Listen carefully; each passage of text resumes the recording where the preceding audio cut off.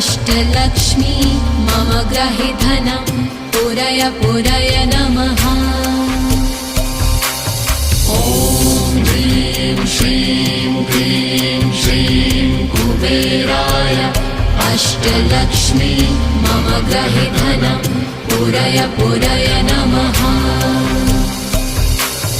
ॐ ह्रीं श्रीं क्लीं श्रीं कुबेराय अष्टलक्ष्मी मम ग्रहे धनं पुरय पुरय नमः।